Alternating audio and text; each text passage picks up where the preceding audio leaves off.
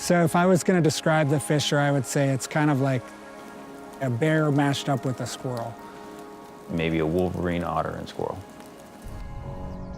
I would bring in the grizzly bear, because just having that attitude of I kind of rule this forest.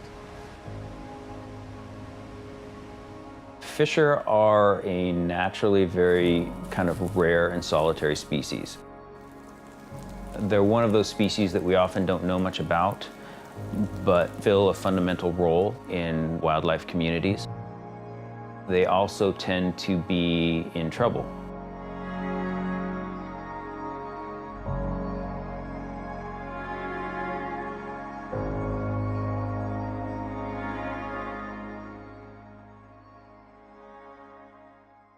Fishers historically, their range used to be widespread throughout North America, all the way from the western seaboard to the eastern seaboard.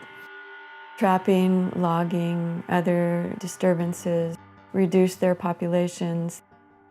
All of a sudden, there were no fishers in Washington. There were no fishers in Oregon, except for an introduced population. There was a big gap in the distribution of fishers in California. Following the ban of trapping, they didn't come back the way we thought they should have. So 2000, we filed a petition to have it listed under the Endangered Species Act. I think that the Forest Service was caught somewhat unprepared with a lot of the controversy over the spotted owl. And they looked down the road and saw a similar conflict coming with the Pacific fisher. The fisher would have been an absolute utter nightmare. It has a 2,000 to 4,000 acre home range. Finding them to protect them would have really caused a much more difficult process. Rather than list it, in 2008, what they do is they use this exception in the Endangered Species Act, which is called warranted but precluded. So it means that it's precluded by other listing activities, by listing species that they think are a higher priority. The Endangered Species Act sometimes is not the most efficient. Sometimes it's implemented too late.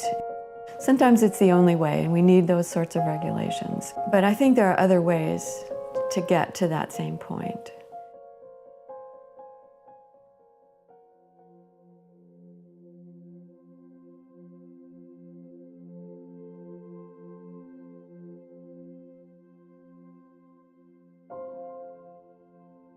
We signed a candidate conservation agreement with assurances in 2008 to start the Fisher translocation project.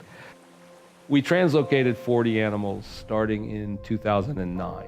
Our last Fisher frenzy, we captured 53 independent fishers, all identified as different. And so now you'll see this increase of conservation efforts like reintroductions, resupporting in populations that are right now just below stability. But there are no regulations, no stipulations that bind all parties to follow them. So that's the other side of the coin, is that they may fall apart.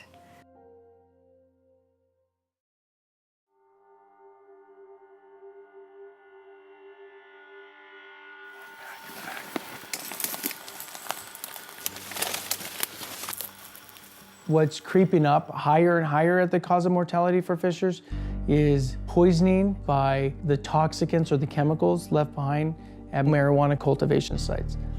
As little as a 10% increase in the mortality rates is enough to cause the population to decline at a fairly rapid rate.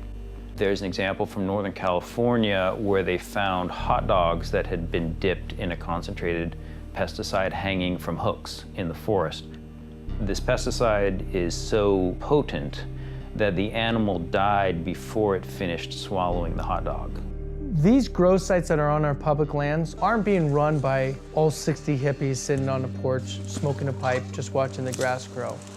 These are drug trafficking organizations. These are being done at an industrial scale. There are thousands of them. There is a multi-billion-dollar industry that is being cultivated on your public lands. Since November 2015, all fishers that have died in the state of California that have been monitored, all of them have been exposed to rat poison. and 18% of fishers in California have died from these rat poisons. That's 8% higher than the 10% tipping point. So the Fish and Wildlife Service collected all of the new information that had been generated. In 2014, they again proposed to list it. Many of us expected the fisher to get listed. We were just kind of led to believe that it was going to be listed. But then there was a 180 reversal. In 2016, they withdrew that proposal and somehow concluded that it no longer warranted protection.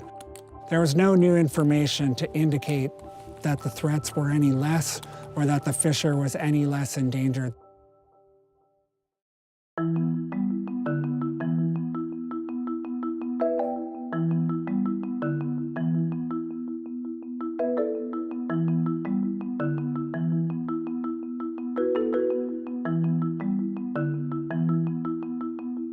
The timber industry definitely lobbied hard to not have the fisher listed under the Endangered Species Act. Yeah, I wouldn't say actively lobbying. The service puts out announcements that we're thinking about listing. We contributed our carnivore survey data for all over California to show them where there were fishers.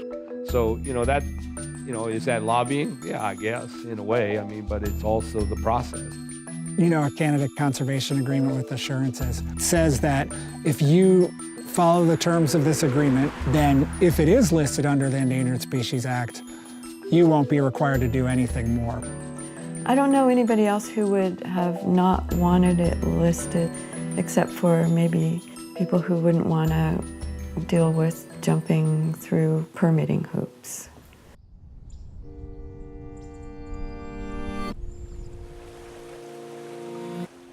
I don't see how future generations will look on extinctions in anything but, an unkind light.